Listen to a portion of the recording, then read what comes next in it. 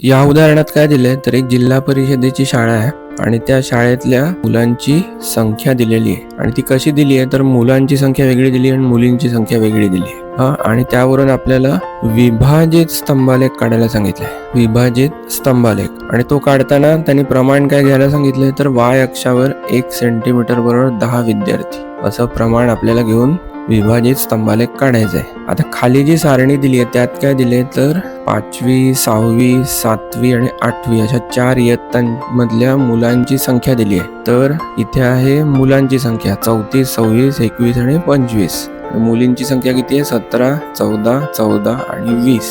तर यावरून आपल्याला विभाजित स्तंभालेख काढायचा आहे. तर तो स्तंभालेख काढायच्या आधी आपण या विद्यार्थ्यांच्या संख्येची बेरीज प्रत्येक इयत्तेसाठी करून घेऊ. म्हणजे 34 अधिक 17 किती विद्यार्थी आहेत एकूण 51. 26 अधिक 14 एकूण विद्यार्थी किती आहेत 40. 21 अधिक 14 एकूण विद्यार्थी आहेत 35 आणि 25 अधिक 20 म्हणजे 45. आता ही माहिती आपल्याला विभाजित स्तंभालेखावर दाखवायची आहे. नमस्कार मित्रांनो, इयत्ता 8वीच्या गणिताच्या संपूर्ण मार्गदर्शनासाठी 8वीमराठी.com ह्या आपल्या वेबसाईटला नक्की भेट द्या. धन्यवाद.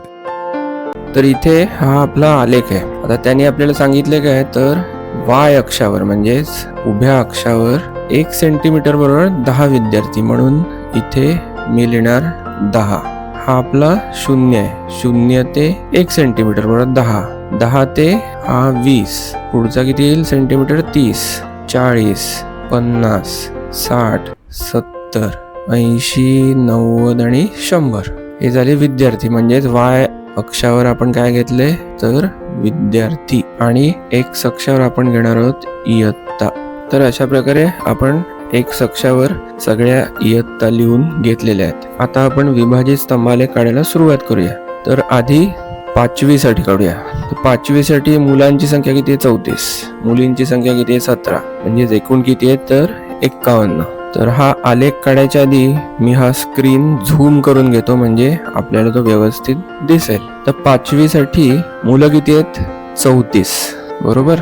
आता इथे लक्षात घ्या 1 सेंटीमीटर म्हणजे 10 विद्यार्थी, 2 सेंटीमीटर म्हणजे 20 विद्यार्थी, 3 सेंटीमीटर म्हणजे 30 विद्यार्थी आणि 34 म्हणजे या 30च्या वरती 4 रेघा 1, 2, 3 आणि 4 म्हणजे हा जो बिंदू आहे तो 34चा आहे. आणि तसाच मी एक बिंदू इथे बाजूच्या रेघेवर घेतो.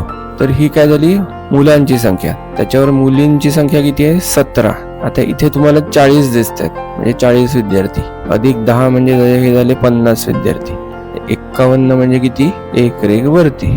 ठीक आहे. आता हा स्तंभालेख किंवा विभाजित स्तंभालेख आपण पूर्ण करून घेऊया. म्हणजे काय करायचं तर इथे अशी ही पट्टी ठेवायची आणि हा स्तंभालेख असा पूर्ण करून घ्यायचा. आता ही पट्टी पुढे सरकवून इथे एक रेघ मारून घ्यायची. आता ही पट्टी अशी आडवी ठेवून हे 2 बिंदू जोडून टाकायचे आणि खाली हे 34चे 2 बिंदू जोडून टाकायचे. ठीक आहे. तर यात हे जे 34 आहेत ती आहेत मुलं आणि वरच्या 17 आहेत मुली. आलं लक्षात. तर एकाच स्तंभामध्ये आपण 5वीच्या मुलांची आणि मुलींची संख्या दाखवलेली आहे म्हणून याला म्हणतात विभाजित स्तंभालेख. तर हे जे आहे ना इथे या स्तंभाचं विभाजन झालेलं आहे. तर या स्तंभाच्या खालचा भाग जो आहे तो दर्शवते मुलं, वरचा भाग जो आहे तो दर्शवते मुली बरोबर आहे. आता हे वेगळं दाखवण्यासाठी परीक्षेत अजिबात याच्यावर वेळ घालवायचा नाही. पटापट अशा तिरक्या रेघा काढून घ्यायच्या आणि आलेख पूर्ण करायचा. ठीक आहे. आता आपण 6वी साठी आलेख काढूया. आता 6वी साठी बघा 26 मुलं आहेत आणि 14 मुली आहेत. एकूण संख्या किती आहे 40. तर हे 1 सेंटीमीटर म्हणजे 10 मुलं झाली, 2 सेंटीमीटर म्हणजे 20 मुलं झाली आणि आपल्याला पाहिजे 26 म्हणजेच 6वी रेघ पाहिजे. 1, 2, 3, 4, 5 आणि 6 आणि तसाच मी 26चा एक बिंदू इकडे घेतो. ठीक आहे. तर ही झाली मुलांची संख्या आणि मुली किती आहेत 14 म्हणजेच दोन्ही मिळून आहेत 40. तर 40ची रेघ तर आपल्याला इथे दिसतेच आहे. ठीक आहे. आता हा आलेख आपण पटकन पूर्ण करून घेऊ.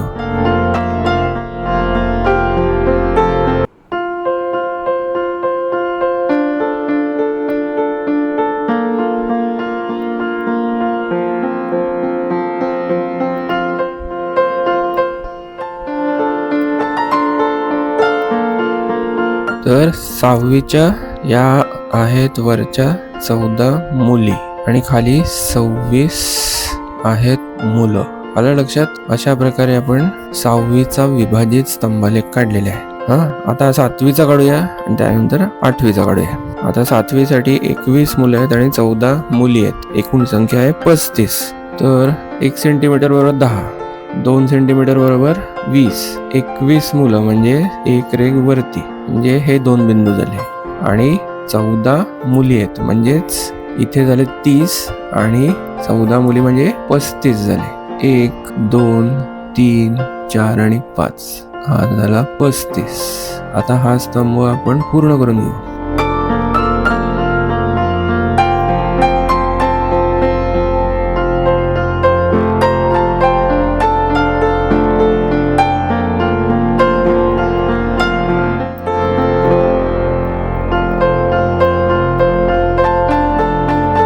तर इथे या 14 काय आहेत मुली आणि खाली 21 मुलं आहेत. ठीक आहे.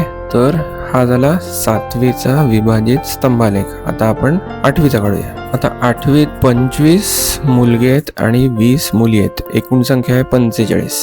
तर इथे हे 10, हे 20 आणि 1, 2, 3, 4, 5 हे झाले 25 मुलगे. आणि आपल्याकडे किती 8वीला 20 मुली आहेत म्हणजे एकूण संख्या झाली 45. म्हणजेच हा झाला 30, 40 आणि त्याच्यावरती 1, 2, 3, 4 आणि 5 हा झाला 45. ठीक आहे. आता हा आलेख आपण पटकन पूर्ण करून घेऊ.